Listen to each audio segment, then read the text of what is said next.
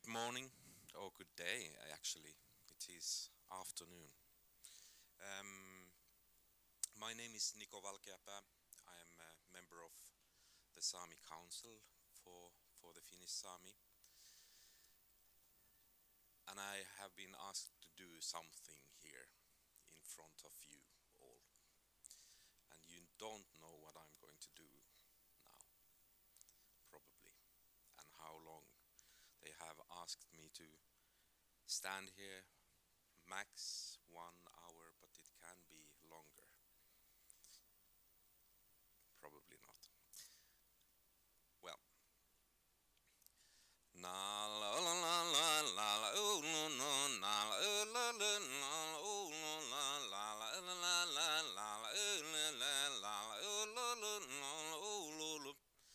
Narachiko muzel eya la la la o lo lo o lo la la la la la la la la la la o lo la la la la la o lo na bachelora yolkidi yol o lo lo la lika podiro tu yoko lo lo na borrehan wachile la la la la la la la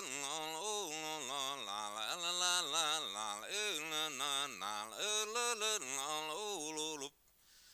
na rachiko mutse namale yo lo la la la la la la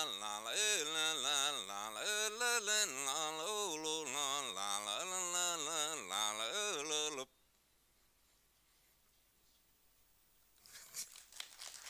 Thank you.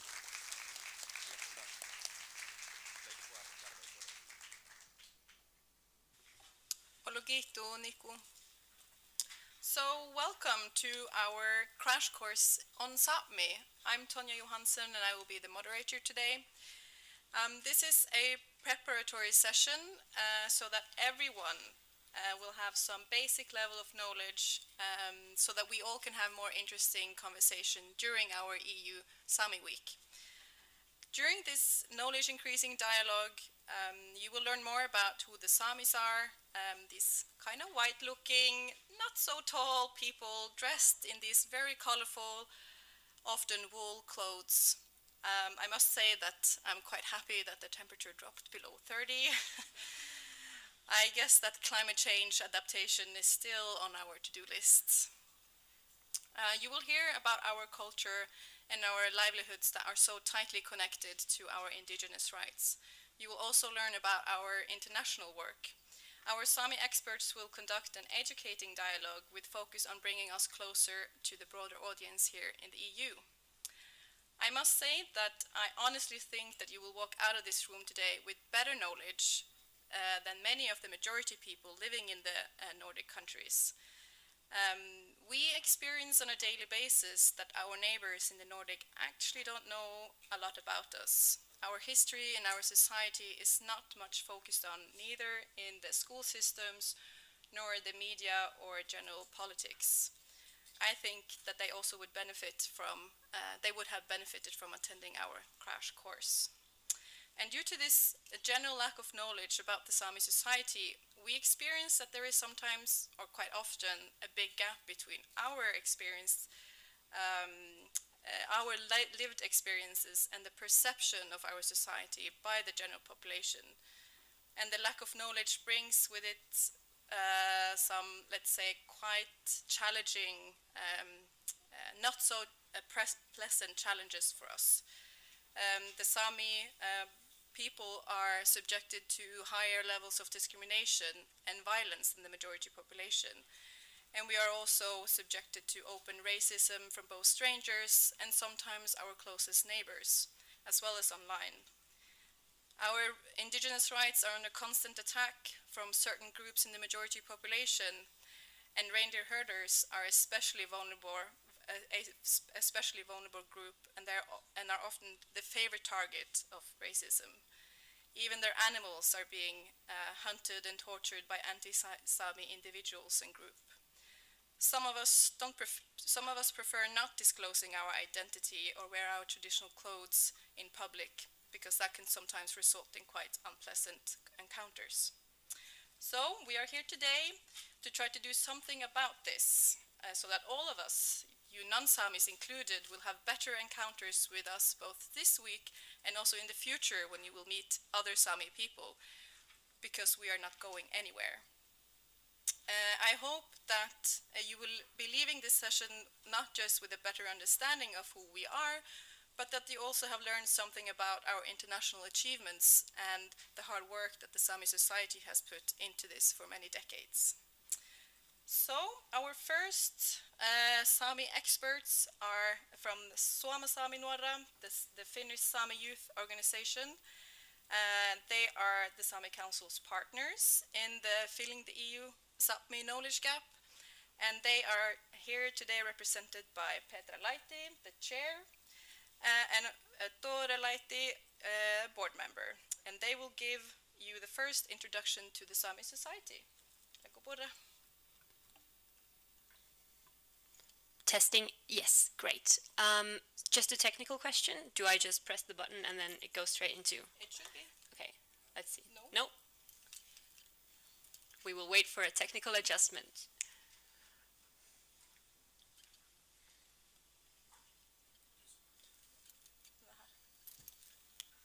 Where did Nico go? Are you also the pause entertainment?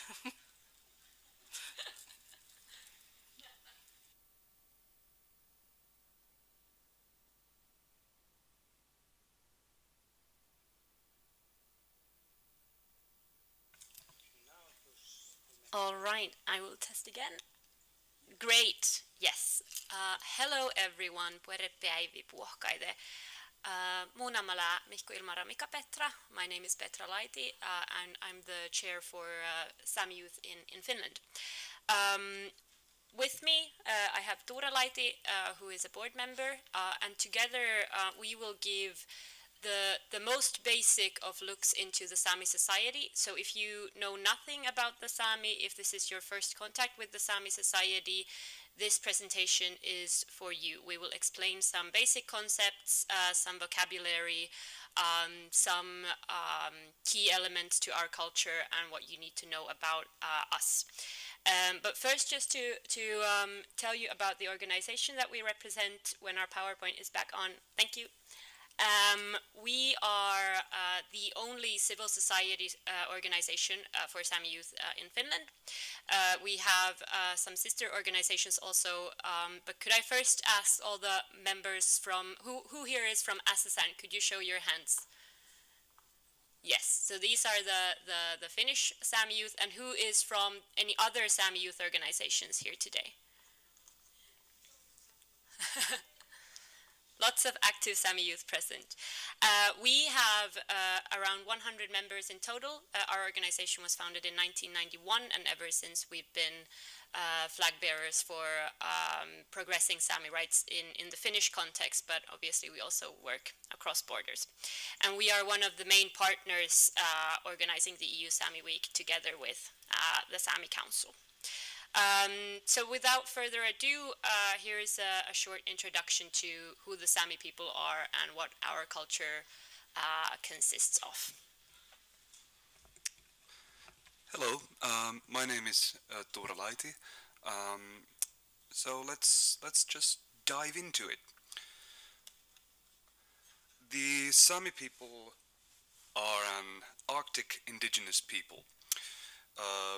We live in 4 countries: Norway, Sweden, Finland, and Russia.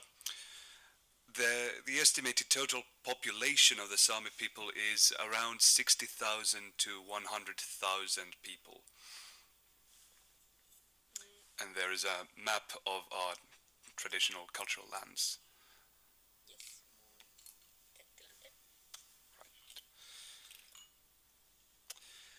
There are 9 languages, 9 Sami languages in total. The biggest Sami language is North Sami, which is spoken by an estimated 25,000 people. All Sami languages are endangered, but steps are being taken to revitalize even the smallest Sami languages. Pictured here, you can also see the Sámi flag, which hopefully all of you will be seeing a lot more of here in Brussels also in the future. Just to give you some insight into the Sámi area and the languages that we speak, just to also explain I guess the broadness of Sami culture that is represented during the Eu-Sámi week. This is a map that showcases basically with the different colors the different areas in which different Sami languages are spoken. You see here, starting from the south, it's Southern Sami, Ume Sami, Pite Sami, Lule Sami, Northern Sami, Inari Sami, Skot Sami, Akala Sami, Kildin Sami, and Ter Sami. And you can also see, I guess, a particular note of interest is the degree to which there are Sami-speaking people in comparison to the entire population in these areas. So you can see that through the pie charts on the map, you can see that basically everywhere that Sami languages are spoken, the Sami languages are in the minority compared to the general population. Now, there are municipalities and villages that have Sami majority and Sami speaking majority, but it's undeniable that the surrounding influence of majority languages is also very much present in the Sami society. And if you count all the majority languages that the Sami also speak, we as a society we speak 13 languages at minimum, and sometimes we also have to resort to English to speak with each other. So this is just a look into a very, very deep and broad subject, but just to give you an idea of the language areas. Now let's talk about livelihoods. The traditional Sami livelihoods include reindeer herding, fishing, hunting, and handicrafts. Sami livelihoods depend on sustainable land use in the harsh Arctic nature. The Sami livelihoods also hold traditional knowledge about the land, an important thing to consider as the climate crisis changes the Arctic. Reindeer herding is the most recognizable Sami livelihood. It is a source of food, but also a source of material for clothing and accessories, tools, and pelts. It is based on the continuous movement of reindeer along the Arctic lands according to the seasons of the year. Tuochi, the Sami traditional handicrafts, Tuochi is the word for traditional handicrafts in North Sami. Traditional handicrafts include anything from clothing to shoes to bags of jewelry, bags to jewelry, and tools to transport. Traditional handicrafts can be studied at Sami learning centers and is practiced all around Sami territories. About the gakti, the Sami traditional clothing. Once again, gakti is the word for these clothes in North Sami language.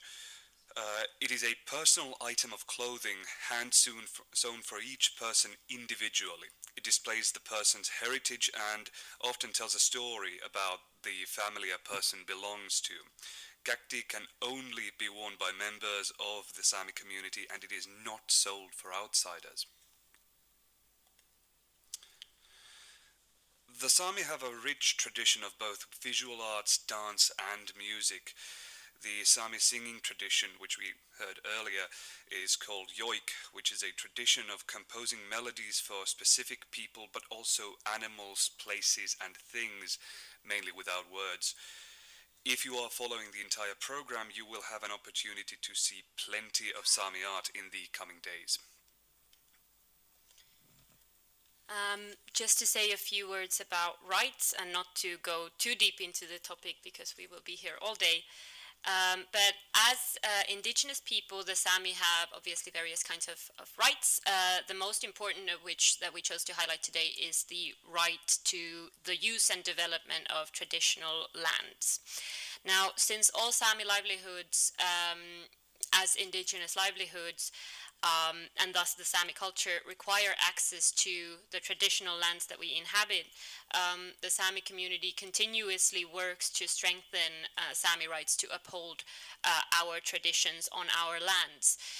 And what this means in practice is that there's a lot of research about indigenous peoples who particularly have been displaced from traditional areas.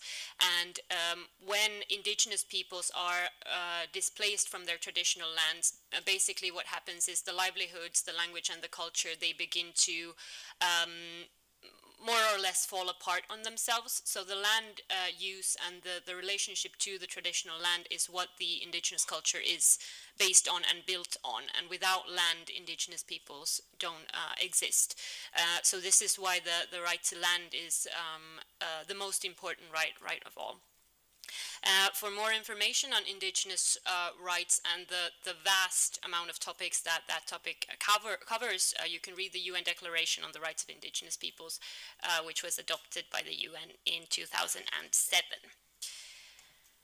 And furthermore, just to I guess give a reminder about the discussions that we're about to have in the coming days, and to remind everyone to be respectful of the cultures that you are not necessarily aware of. The Sami people, as well as any ethnic minority, are affected by stereotypes and prejudice. We are a diverse community of all kinds of people.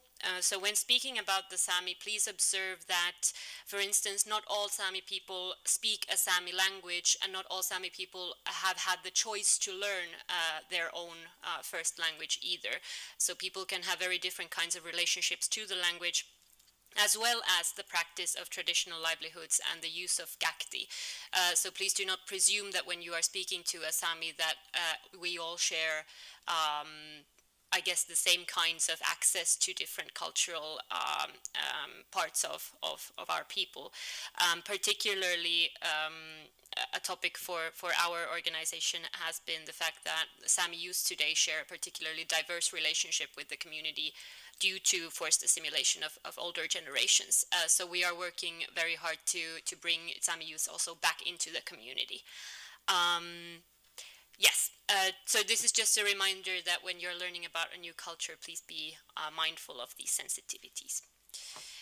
Just as a final wrap up, these coming days are about learning, both for the Sami community present here, but also those who are not part of us.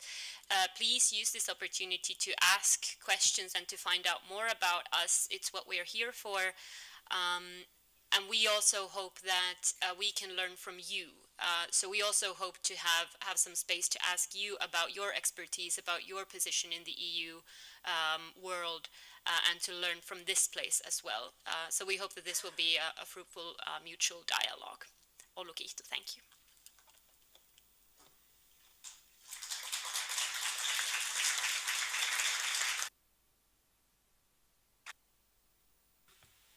Thank you so much to Suomi Nuora. That is was a very informative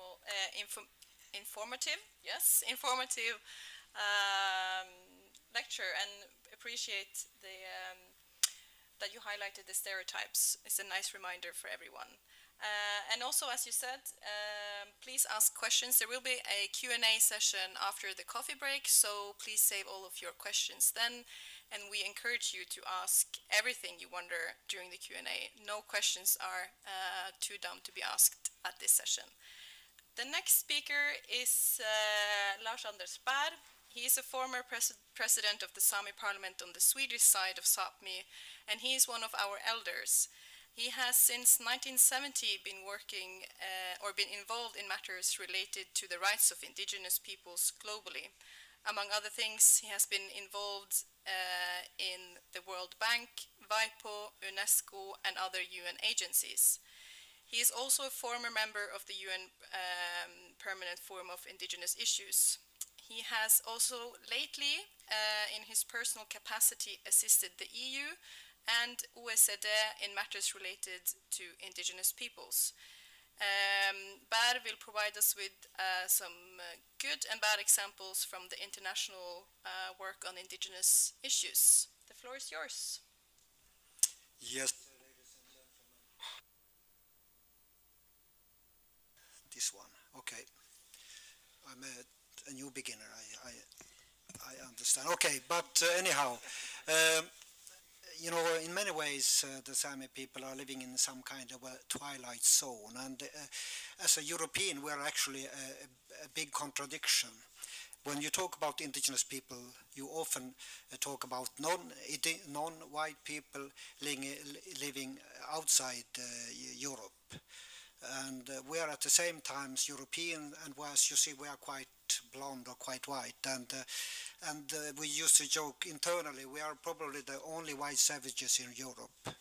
And you talk about sauvage in France, it's even worse. So so we are a living paradox in many ways. And also in one way in the European Union, because we are in as I said, in a twilight zone. We are a part of the Union, but at the same time we are somewhere else. And of course this exercise is maybe a way to break out from the twilight zone, to come into the heart of Europe and to have a dialogue with the rest of the peoples in Europe. And as you know, we are also living in 4 countries, Russia, Sweden, Finland and Norway, and of course that's a challenge. It could be, nowadays, earlier it was maybe quite an unpleasant living conditions in our areas, but today you can also say that to be in 4 countries gives us as opportunity now, and also a lot of experience that we can use. So in that sense, we are well prepared to join the European Union, because we have always living in 4 countries,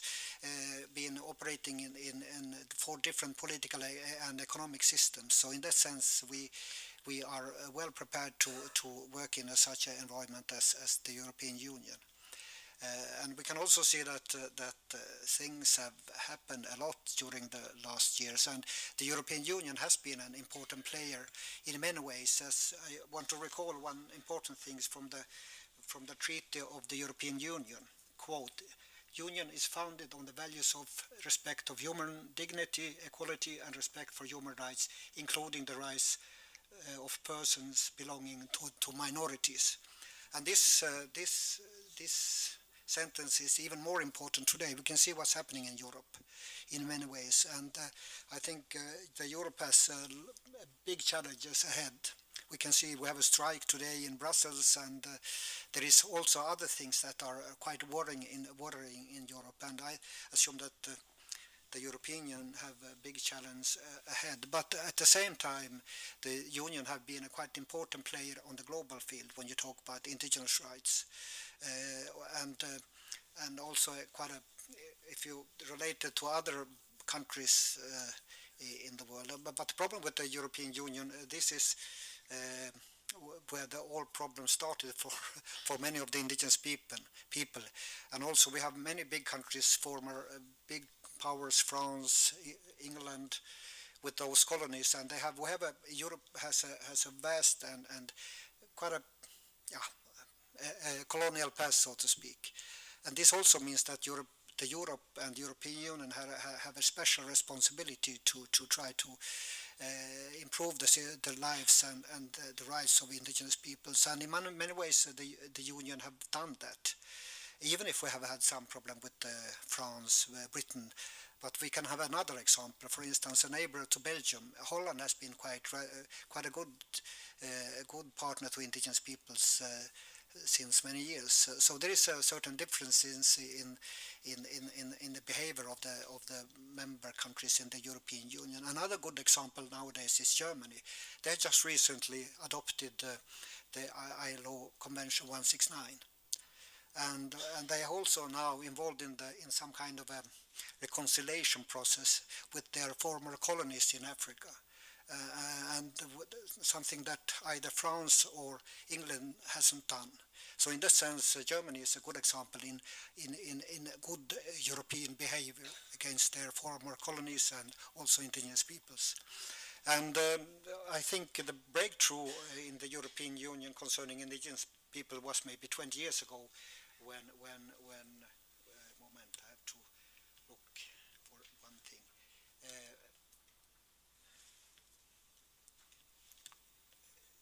It was in 1989 when the communication from the Commission to the European Council, and that was about partnership a strategy for integrating environment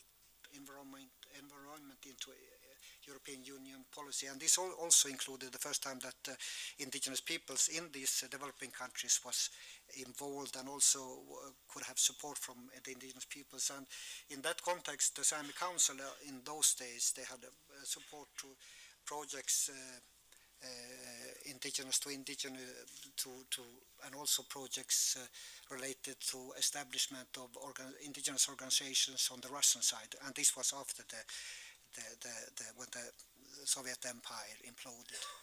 So in that sense, we have had a lot of support from the unions since those days, and after that there have been a lot of policies that also are related to indigenous people. Namely, we can have about the Arctic, we have about energy, and now about climate change. So in that sense, the European Union is an important player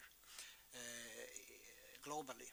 And during the adoption of the United Nations Declaration of the Rights of Indigenous People 2007, the European Union played quite an important role. As you know, at that time there were 4 countries that voted against, was US, Canada, New Zealand and Australia. But nowadays all these 4 countries have joined the ship, and we had one country that abstained during the meeting in New York in 2005, and that was Russia. So we are still waiting for a necessary step from the Russian side, but maybe we have to wait some years ahead. But anyhow, the European Union is an important player, as I said, and it could be even more important in the future if the Sámi, for instance, have a bigger place or have an enhanced, so to speak, an enhanced participation in the UN system. Finally, there is the reality is also that it has been indigenous people involved in the European Union earlier, but they made a decision to jump off the train, so to speak, and that's the Inuits in Greenland, because when Denmark joined the European Union in 1973, Greenland also then came into the union, and they had I think in '79 they had 1 members in the European Parliament. But then when the self-government was established in Greenland in '79, some years later the Greenland decided to leave the European Union. The reason was mainly fishery, and they left the Union in 1985. So there have been indigenous participation in the UN, in the European Union earlier, and there is now that, in one sense, Denmark is a member of the Union, and Greenland is, so to speak, what do you call? It is defined as overseas countries and territories, so it has a relation to the European Union. It has also their own. They have a special treaty with Greenland. So it has been, and I think the Greenland example is quite a good experience, or at least should be closely investigated. And I think we have a lot to learn from the Greenlandic example. And finally, I want to mention also, finally I have to, I don't know if you're going to mention the Sámi protocol. There is, when Finland and Sweden joined the European Union, we have a special protocol, Sámi protocol. And the background to this protocol is that, first of all, to identify Sámis, but also in the protocol is said that because we have reindeer herding, and the reindeer herding is a monopoly in Sweden and Sweden and Norway. And at that time, when Finland and Sweden joined the European Union, it was we have the Rome Treaty was in force, and because of this monopoly situation of reindeer herding in Finland and Sweden, this was mentioned in this protocol that the European Union accepted that. But also, if the legal realities change in the Sámi area. The protocol is possible to renegotiate the protocol. The initiative can come from the Commission, but also from the countries concerned. So I think I stopped there. It's yeah, okay, thank you.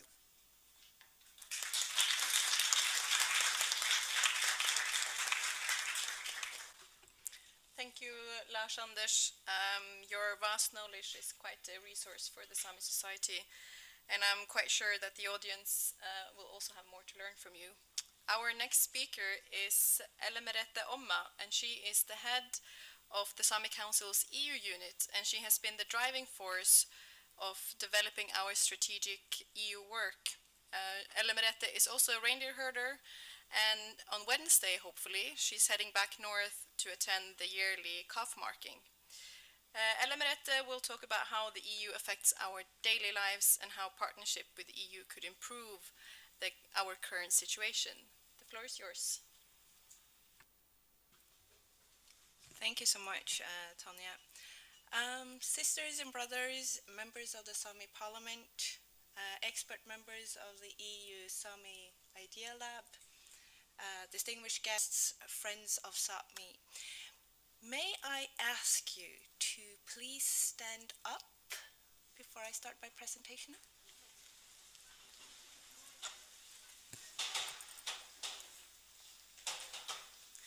And then you can turn around. Please turn around. Then you can turn around so you see me. You can turn around again. Thank you. Okay, great. Thank you so much. I think we're all set for the next presentation.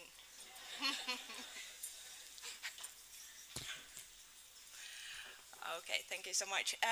My name is Merete Omma. I am the head of the EU unit at the Sámi Council. The Sámi Council is one of the oldest still existing indigenous peoples organizations in the world. We were established in 1956, so we have a long history, and I think the previous speakers demonstrated the achievements over years in a very good way. The relationship between the EU and Sápmi has a long history. The conversation started off when Norway and Sweden and Finland applied for membership in the Union in 1992, and as my colleagues outlined, the protocol number 3 was one of the result of those negotiations. But as you know, Norway decided to stay out of the group of friends, and they're still there, I guess. The relationship and the discussions about the Sápmi, and the EU started to heat up when the European Union applied for observer status in the Arctic Council. And we needed to start thinking about, okay, how do we deal with it? How can we start a conversation that could feed into a constructive dialogue and results? And the council of the Sámi Council had several discussions, and one of the output from those discussions were the formal establishment of the EU unit in 2018, which I am heading. So that was a short background for you to understand. When I do presentations like this, I often start off by saying the EU has probably the most sophisticated, targeted, the most interesting and helpful policies towards the indigenous peoples. They have communications, they have resolutions, they have reports on several different topics. Language, they have on development, they have on extractive industries, they have on climate, they have guidelines for the civil servants and how to integrate and cooperate with indigenous peoples. And in a perfect world, I could have ended my presentation here. I could just have given you the references and you could have dived into all these great language and resolutions. The only problem is it doesn't apply to the Sámi people. And you might ask why. And the simple answer to that question is all the policies and all the commitments and all the reports is about indigenous peoples outside of the European Union. And the Sámi people is inside of the European Union. Hence, the relationship between the Sámi people and authorities are the EU has a separate responsibility to develop some kind of relationship with the Sámi people on independent terms. So, in my presentation, I was also asked to outline how the EU is impacting the Sámi way of life and the Sámi people. And in my mind, there's three different layers or three different main components where you can find impact. First of all, it's on a policy level. I think everyone in this room is familiar with the term. Main messages from the European Union is we are going faster and further when it comes to clean energy projects. And I think all Sámi, especially reindeer herders in this room, realize what that means. And to explain that to our other guests, I've tried to put the picture on the right-hand side of my presentation. These projects are just violating our rights and is challenging our traditional way of life and is not good for sustaining our culture. So in my mind, I think we need to build a partnership and raise awareness within the EU framework to change that, to make those policies more targeted and more supportive towards the Sámi people as well. And I don't think, in my experience, is that there is not a lack of will within the EU framework, but it is a lack of awareness about the challenges and the consequences of different policy measures. And I hope that this event today will be the starting point to raise that awareness among all of us. The second point that I want to highlight is access to funding.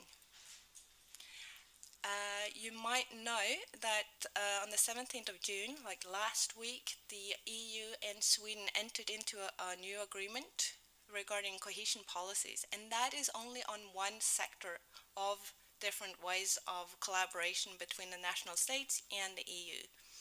But just to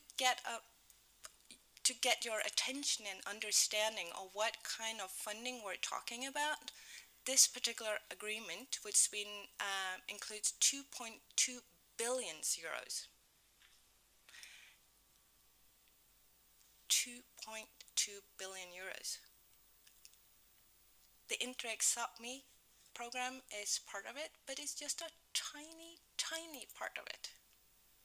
So there is an opportunity for us to think more strategically about how we can use these tools and use these avenues in a more constructive way that could actually build and strengthen the Sámi society. In this context, I also like to mention the different research program that the EU is covering and how important research is in order to build a knowledge basis for fulfilling the policy level that I talked about in my previous slide.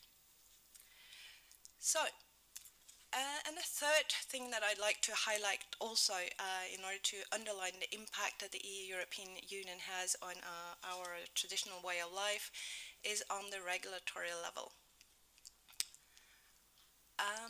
I will not argue that I am an expert on the EU, and I still have to meet someone that could actually explain all the different parts of the European Union because it's super complex. But the decisions made in Brussels does affect and make a change for people on all different levels, also the Sami people. This particular example that I have on the slide is from or this spring actually, and it's about the CVD disease, which affected the reindeers. In the beginning, the suggestion was that no reindeers that has been outside of the European Union could be transferred back to the European Union, because it was an assumption that these animals would have been in contact with other CVD animals. By having a constructive dialogue, raising awareness, and sharing information about what the facts look like in Sápmi, there is actually an exemption in the regulatory framework on this particular topic. And there's so many other sectors where we actually would have needed these kind of exceptions, because they doesn't make sense in our context. But we don't have the capacity to do that. We don't have the human resources, we don't have the financial resources, and that's why we need to partner with the European Union, because there is a will to understand us better, but they just need us to help them understand. That brings me to the final point, just to explain a little bit about how the Sámi Council has worked to raise awareness about the Sámi people. We have one of the flagship project, which the Sámi or the Sámi Week that you're currently attending is part of. The Filling the Eu-Sámi knowledge gaps is starting to reach its end. The content of the project has been different courses to raise knowledge about the EU and Sápmi on a grassroots level. We have also had 3 eminent trainees that I cannot be thankful enough to, and I'm super proud of, and this project wouldn't have been doable without you. So thank you so much for all your hard work. And then the fourth and final component of the project was, okay, where do we go next? We don't want this partnership and dialogue to just be a project. We need to do something long-term that could make change. Otherwise, well, we had some nice travels, had a paycheck, but that is not the point. We want change. Hence, we appointed a think tank to help us think and help create new solutions, and also challenge our way of life, and hopefully also start a discussion among ourselves on ways and means and how to implement and create constructive, powerful relationship that could make change. The result is a Sápmi EU strategy. You will learn more about that tomorrow, and I hope that you will find it an inspiring product, an interesting product, and also to a certain extent provocative strategy, because I think that will start and facilitate the dialogue and the discussion that will benefit and actually create change for all of us. Thank you so much for your attention.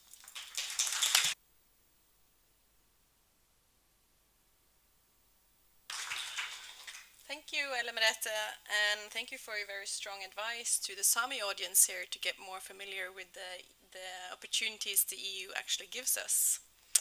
Now we have a 10-minute coffee break, 5-minute coffee break with some snacks outside. And please go and get some refreshments, and afterwards there will be a Q&A. We will have a microphone to pass around in the room. I encourage everyone, also the Samis, to ask our experts. So yeah, go have some coffee, stretch your legs. Thanks.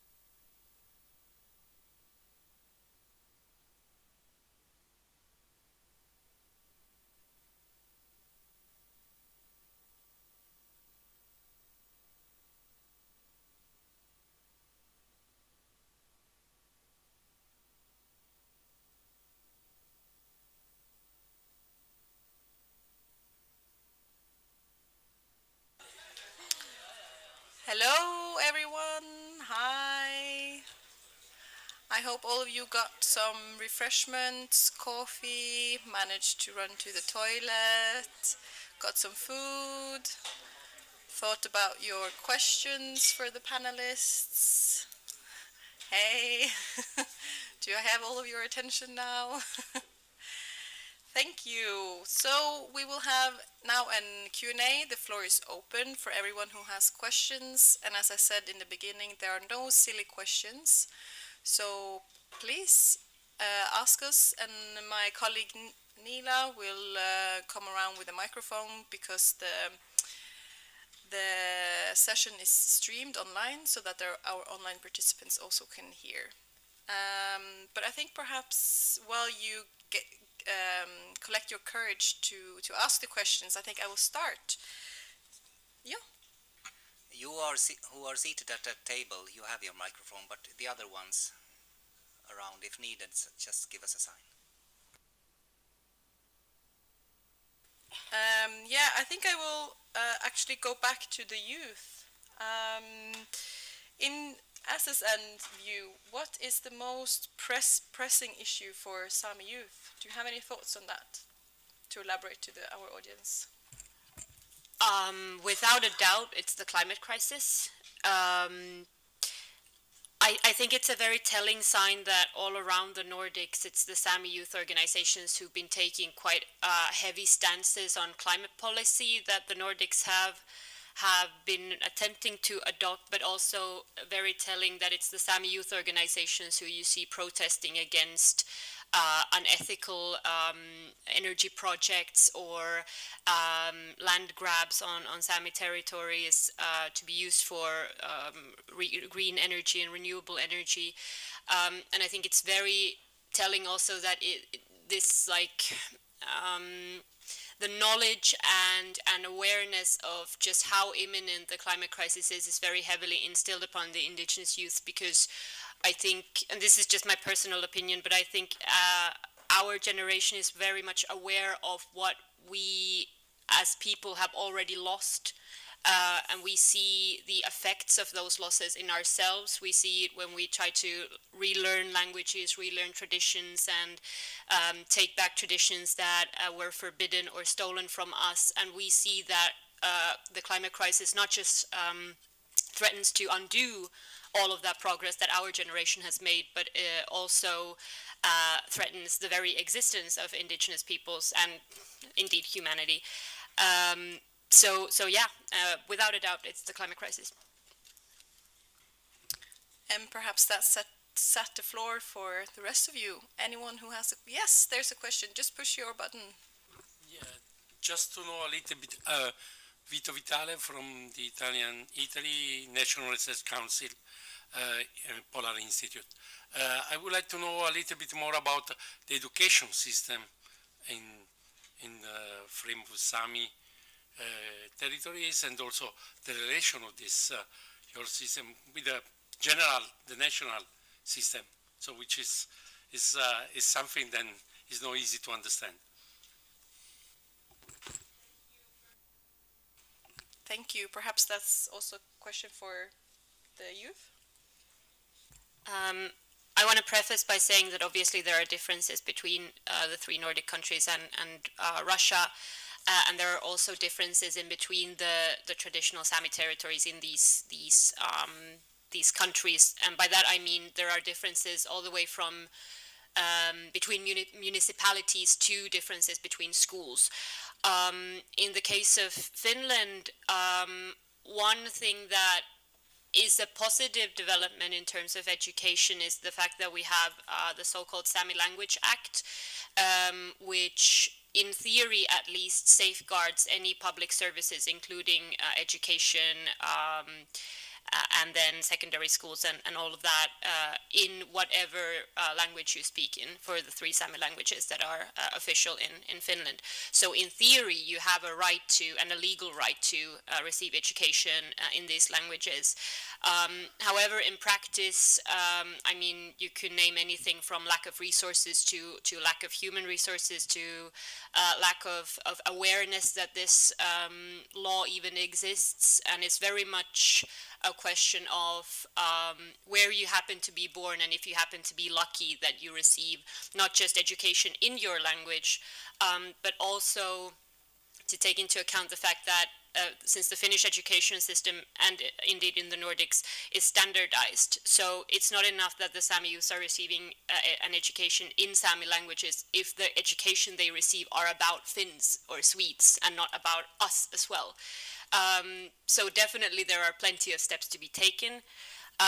But that being said, particularly in the case of younger children and daycare children, I think this is where we've seen the most positive development in Finland, at least, where resources have very heavily been put on the very youngest of children to receive daycare in any of the Sami languages. So to answer a complicated question very shortly, it very much depends on who you ask and where they happen to grow up. Thanks.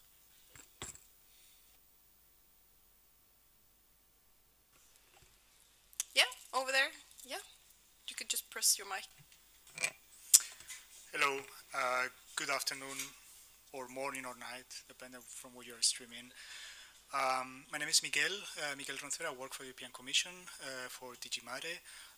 Thanks very much for this crash course. It's quite good for us here in Brussels, for the people who are based in Brussels, to learn more about Sami culture and Sápmi, and also to have a coffee with you outside, not just in this interaction. You presented some of the traditional symbols of the Sami culture through the clothing, through the activities, through the arts and culture. But I was wondering if you can tell us a little bit more about the Sami flag and the symbol behind what it represents and how was it constructed. Thank you.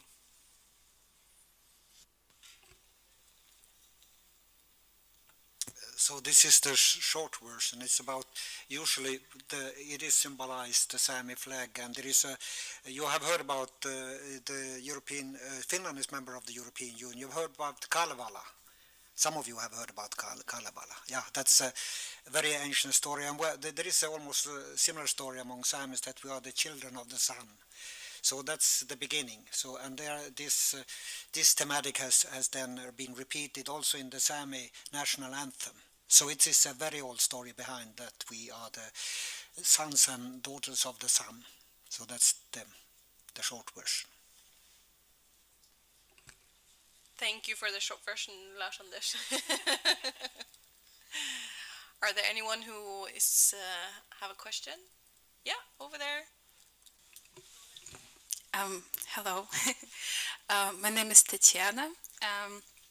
I'm a master's student. I'm studying sustainable development, and I was wondering about the ethics of research because I think it's quite a hot topic in the last days, and I am genuinely interested in the development of Arctic and in what your people doing for the preservance of the Arctic, because I think that's a sustainable lifestyle, not the windmills they're building. So I was wondering about the ethics. How do you see it? How researchers can better approach you? What could be more respectful towards you if somebody wants to research anything connected to the Sápmi? Yeah, thank you. Did you want to at least start, Eliminate, and then perhaps some can take over?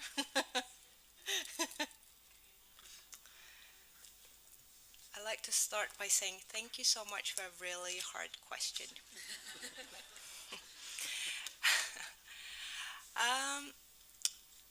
The Sámi Council is approached by researchers on a regular basis and often invited into as a partner to research questions, which is great. We need to co-produce knowledge, the best available knowledge, and that is something that we really strive for. But in the process of developing research project, it's not good enough to reach out to us 5 days before the deadline of the application. Like, that is not good enough. So that is the kind of discussions that we have internally in the Sámi Council. It's not good enough to have a research application name drop traditional knowledge. That's not good enough. It is not appropriate to develop a huge budget and leaving indigenous peoples outside of the budget line. That is not okay. And it's not okay to come into our traditional land without an invitation. I think these are just the normal rules of life. And then, of course, we have more detailed guidelines and way of dealing with this. And that is a work that we are currently trying to develop in more detail. In September, I think we will have a workshop on the topic to try to have a discussion among ourselves to find appropriate and good and valuable guidelines and best practices. So I think we're in a process where we're looking more into details on that particular topic. Tonja, you might. Thanks. I actually think the two other panelists also have something to add. So, Petra, perhaps you could begin. Just to very briefly recommend you to also use existing sources and existing research. One thing that I often encounter with the research proposals that we receive for Suomen Nuoret is there hasn't necessarily been any preparatory work into looking whether or not Sámi researchers have already provided information on a particular topic. So I would suggest getting in touch with the Arctic universities and schools in the Sámi area to ask first about existing sources. And also in terms of guidelines for ethical research, I know that there's a project in the University of Lapland in Rovaniemi, where Sámi people are writing up ethical rules for ethical research about the Sámi community. So I would also suggest getting in touch with the Center of Arctic Studies over there. Yes, I think we also have to bear in mind that the research community has been working hand in hand with different types of activities in the government. So they have actually quite a heavy colonial burden together with the states. So, and we can see it still in some areas where we still have these effects. We have, for instance, a discussion in the Finland and Sweden in the research community related to forestry, and you can imagine forestry is a really big industry both in Sweden and Norway, Sweden and Finland, and many of these companies is owned by the government. So now there's questioning that the research community have to, so to speak, also be decolonized and also have better understanding about indigenous people's rights, because this is a huge problem, even if, of course, the situation has improved heavily. And now this knowledge base thing is maybe our best friends now, many of the university, to find out, to give the facts so we can argue easier with the government, also have a necessary knowledge base so we can make the right decisions, and often this decision in the favor of the Sámi, but it's still a fight going on in the research community. And I think it's quite important to remind that the research community, they have to take in consideration their colonial past that is still around. Thank you. Thank you. And might I also add that when doing research on or with the indigenous peoples in general, the research should not just benefit the researchers, they should benefit us. So the research that are done in and with our communities needs to come back to us. We cannot, or our people are too occupied, we have too many issues, challenges that we have to take care of in our daily life. Just being always being encountered by new industry projects, that to attend or to participate in research projects, we are actually taking a lot of our time away from our community.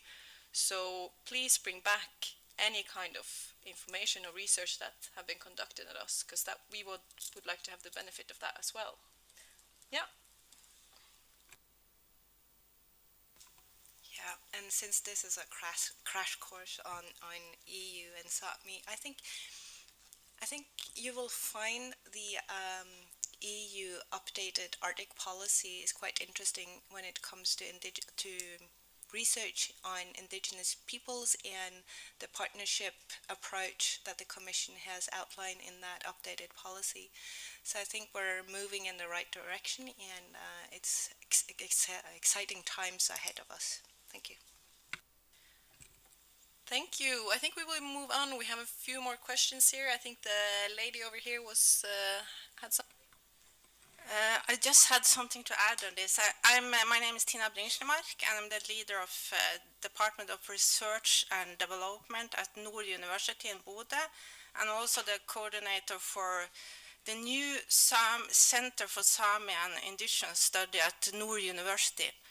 I would also, and what we are doing is to develop this center in contact with the Sami community in our region. And we also have a very close contact with the Sami Alaskola, and also with the University in Tromsø and Umeå and Luleå and in Lapland in Finland and Rovaniemi in Finland. So I think that there exist a lot of centers that do research, but within the Sami community. So my advice would be that to take contact with these centers. Okay, thank you. Thank you, and I look forward to follow the development of your new group. Nico, you have some question or comments, or just push the button? Yeah, good. Now I found it. Yeah, my comment was also that there has been done some ethical rules, but I don't know if they are accepted as one bigger rule. But then there has been commented on that the research results have to benefit both. It is not just research come and make the research for our own benefit. And of course then those institutes or universities where you can study are indigenous studies in Tromsø, University in Tromsø, and I guess it is also in Helsinki in Finland. They have that kind of study. Yeah. Thank you. Do we have other questions in the audience? Yeah. Hi, my name is Venla, and I come from Finland, working for Elsi Katainen in Brussels.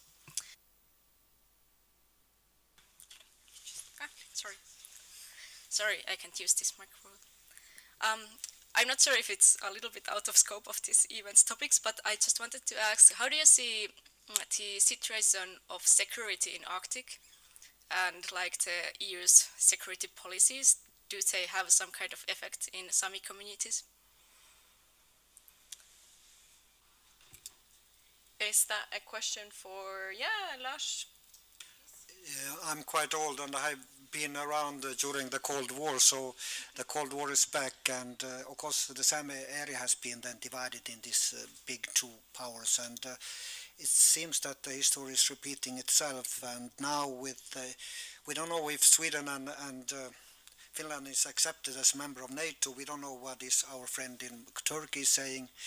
But it's going to be a quite big change now if Sweden and Finland joins the NATO, because now it's only Norway who is a member, and this we can predict that if Sweden and Finland join the NATO, the NATO activities will increase on the Swedish side, and this would probably affect, because we have already testing grounds up in the Sami area, both on the ground but also in the air. So we predict that the activities, military activities, training and such will increase both in Finland and Sweden, because now I had a friend on the Norwegian side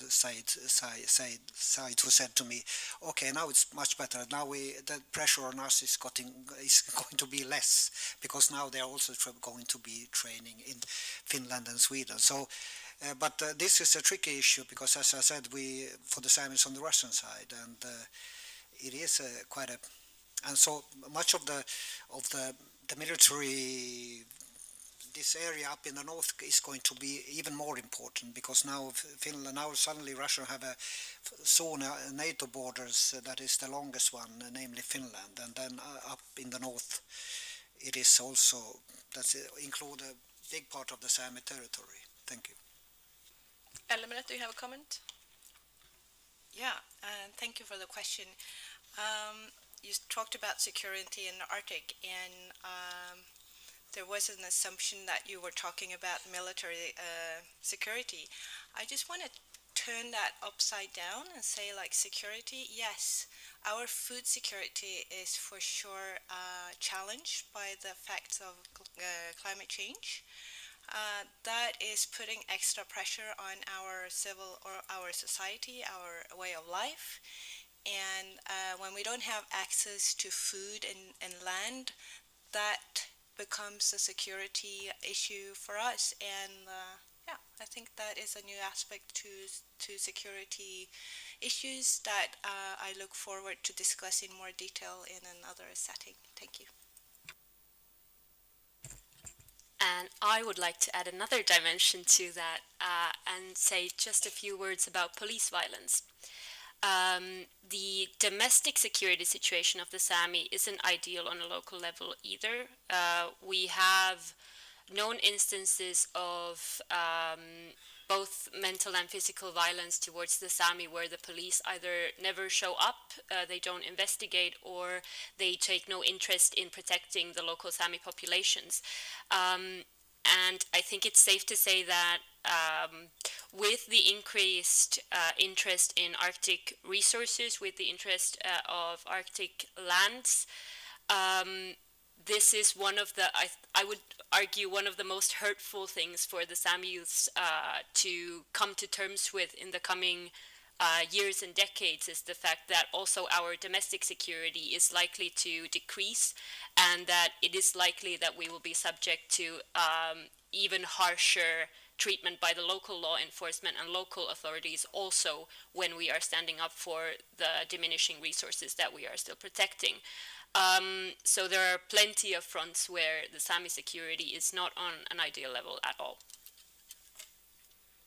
And I think Lars has some closing comments before we move on to... oh, sorry. Did you have a comment to the... Okay, well, Lars, could you wait until our... yeah. Christina, please go ahead.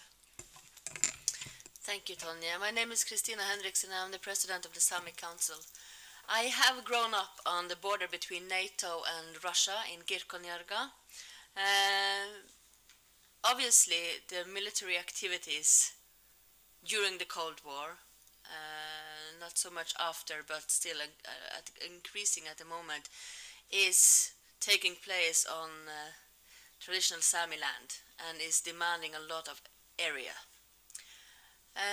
If you travel from Kirkonjarga to Murmansk, which is the largest city in Sápmi, actually, you will notice the vast areas that was once reindeer herding areas, but are militarized and industrialized zones at the moment, and have been for many years. And the Sámi who once lived there and doing the traditional livelihood was forced away. So military activities already take place on Sámi land and is likely to increase due to the geopolitical situation. And that again combines the geopolitical, the way we traditionally think of security with the food security, because then even more land is occupied by others than Sámi.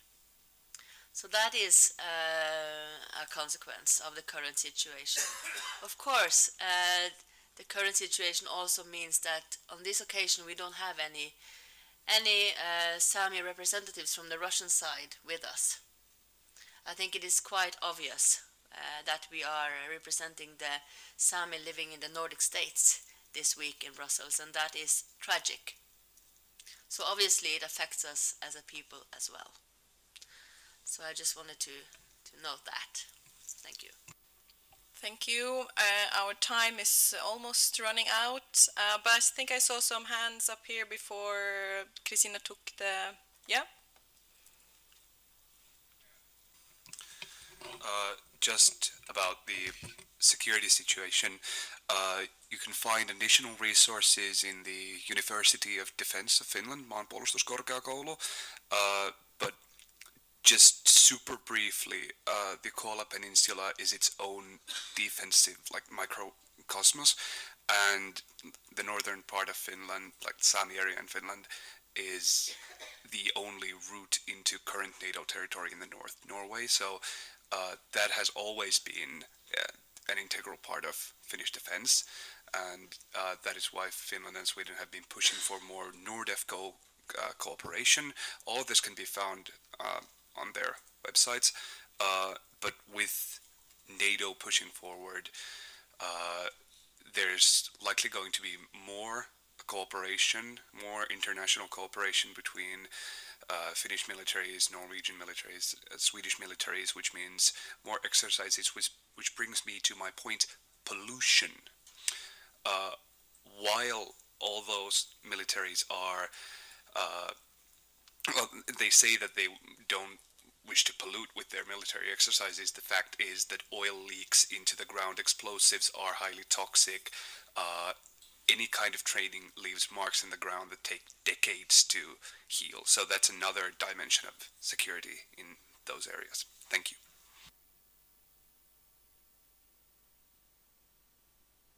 Thank you. I think we have some very intriguing conversations here. We have time for perhaps one or two more questions. Yeah, perhaps this gentleman over here, he hasn't taken the floor before, please. Onko honde bon tristanaton.com. Grista de ongia got kutbaiga matemki da. Thank you very much for allowing me to attend this event. My name is Tristan Otone. I'm Kiowa. I'm a journalist based in Helsinki and working with GRIST, a reporting outlet that's focused on the environment and climate. My question is about land rights and claims. In North America, indigenous people like myself often have reservation boundaries or territorial borders established by treaties. When considering those territories, we've seen a huge push for land back, which generally challenges settler states like the U.S. to return land illegally taken from indigenous peoples, often in order to establish jurisdiction over those lands. I'm wondering, is it possible to draw lines or borders around Sámi territories, or are there similar movements like land back also occurring in Sápmi? Thank you for that very interesting question. Is any of our two law-educated panelists have a short answer for that? Yeah. Or maybe the Petra, our youth representative? I think at the core, the land back movement and the Sámi rights movement share a lot of similarities. Obviously, there are vast differences between the legislative frameworks and also the way in which Sámi lands are no longer controlled completely by the Sámi. So there are, I would say, in essence, it's about the same thing. But since we don't share your history of treaty rights, for instance, it's kind of a different discussion. That being said, and again, there are differences between the nation states as well in terms of how the land is operated in Sámi territories. Norway has a significantly different system to Finland, for instance. But in the case of Finnish land area, it's a very simple fact to state that 90% of the Sami territories in Finland, or the 3 municipalities that consist of the Sami home areas in Finland, 90% of those areas, of that square mileage, is quote-unquote owned by the state. So when we say land back, we are basically, in Finnish context, referring to that 90%. But again, there are very distinct historical differences to that discussion and your discussion.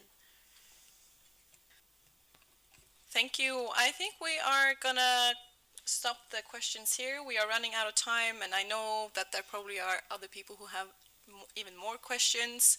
But I hope that this session have intrigued both the Samis and the non-Samis to have more of these conversations during this week. We have touched upon a broad spectrum of topics here today, and I hope to see you all both in the in-between the sessions and also at tomorrow and Wednesday sessions. I'm quite sure that they will also be as much intriguing as they are.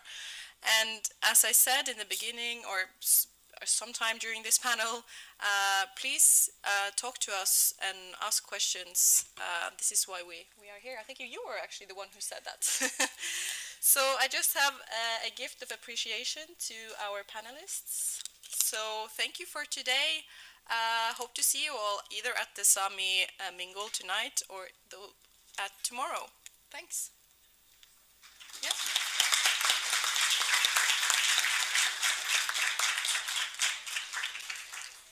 And I'm sure that you all have seen in the program that there is a side event for those of you who has registered to it at the press club, and it's not far away from here, but it's only for those of you who have registered to it. And it starts at 4 o'clock.